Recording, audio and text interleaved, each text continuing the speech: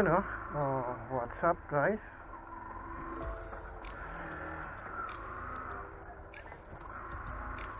So ito yung review pala natin sa gabi.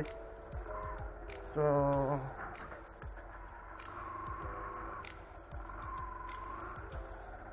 dapat ilalagay ko yung SJ cam natin para makita din natin yung magiging review natin sa gabi. Yung pinaka steady cam natin sa harap. Sinet ko siya ng 4K kaso 30 fps lang siya, pero okay na rin kasi nga sa atin lang naman nakapokus yung camera na yun. Tapos ito try natin kasi nga hindi ko pa siya nasubukan sa gabi. So dahil may pupuntahan din naman tayo at bibilhin, ano na to, night review. Set ko ng 270 fps, 270 resolution, tapos 60 fps. Kasi yung frame rate per second niya dapat mas malaki kaysa 30, lalo na kung gumagalaw o yung movement ng isang tao o bagay. Kung gusto nating mahabol, dapat 60 above, 60 fps above. So yun, naka open visor tayo, so medyo mataltag yung ano dito. Ewan ko, kasi wala itong stabilizer. Ang set natin ay naka auto low light, tapos naka distortion, naka on. So wala siyang stabilizer. Mamaya check natin kung gagana ba, maganda ba ang low light lang. Muli, ang gamit ko ay OSEC A60 ng ALX.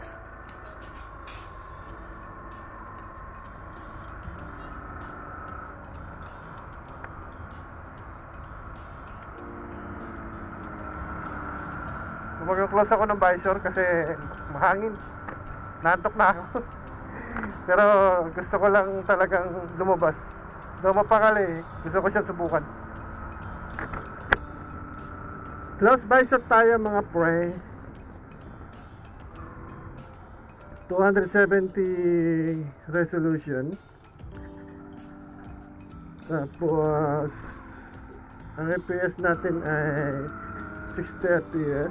Yun na yung pinakasagad niya. So kung may mas sagad pa doon, mas maganda para maging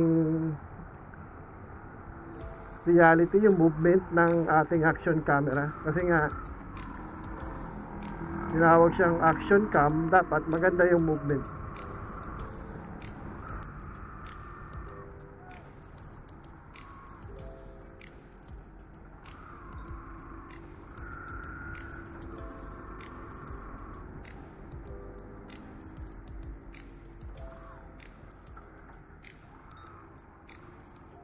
Shoutout kay kumpare ko pala na si Brian Ocampo.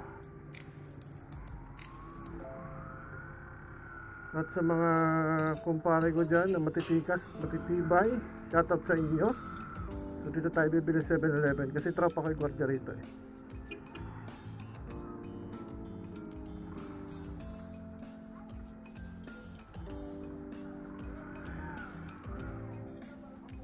Shoutout ka naman! Shoutout ka.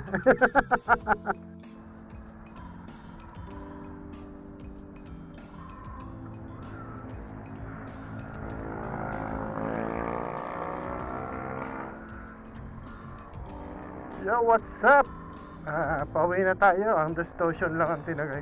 Wrong. There's distortion. Basta makikita nyo sa setting ng OSEC. Distortion. Tapos siyempre yung low light nandun pa rin. Yung low light kasi kumbaga pag tinamaan ng malakas na ilaw yung camera mo, i-auto low niya yun. Halimbawa katulad niya, para malinaw pa rin yung kuha, yung body, hindi nasisilaw. Yan yung tamang term doon, hindi nasisilaw yung camera. Si auto low light. Auto low light.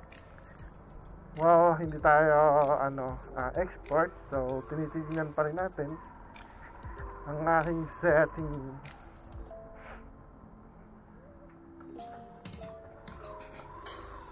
Wala na yata tubig yung baterya natin. Nalolobat, hindi na yan search. So, what's up people? Para kahit wala namang walang stabilization, maganda pa rin yung image nyo. What? Parang okay na okay yung niya, yung image quality niya pagdating sa... Subukan ko kaya tatanggalan ng stabilization bukas. Sakaling makabiyahe tayo ng umaga. Testing natin ng walang stabilization. Kasi pang okay naman parang maganda.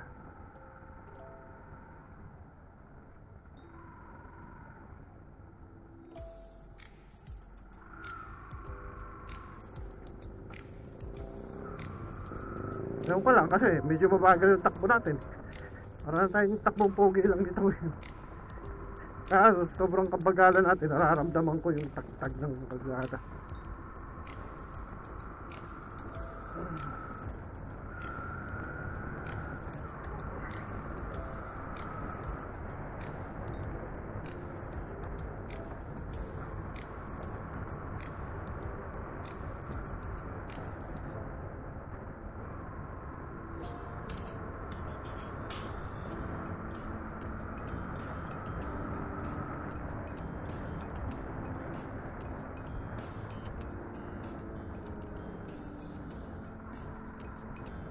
Yung pala, yung mic natin, bali inayos ko yung mic natin. Sinet ko na yung posisyon niya sa tamang pagkakalagay. Ewan ko kung medyo basag or dinig yung hininga ko, ganun. Pero sa ngayon, ito ay nasa bandang baba ko.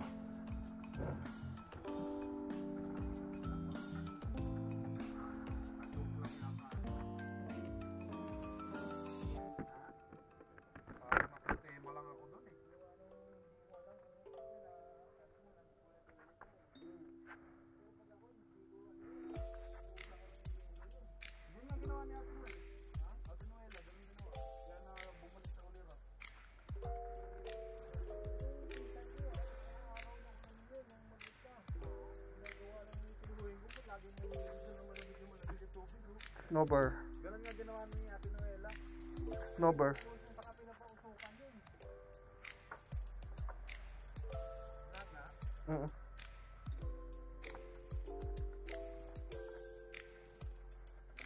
Thank you po.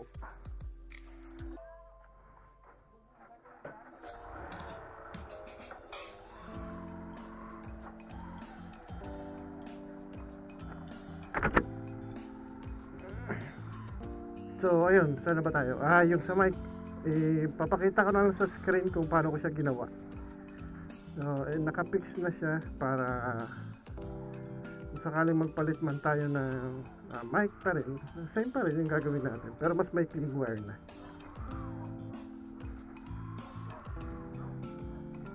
Hindi ko na siya nilagay sa pisngi ko kasi pag inaangat ko yung visor, dual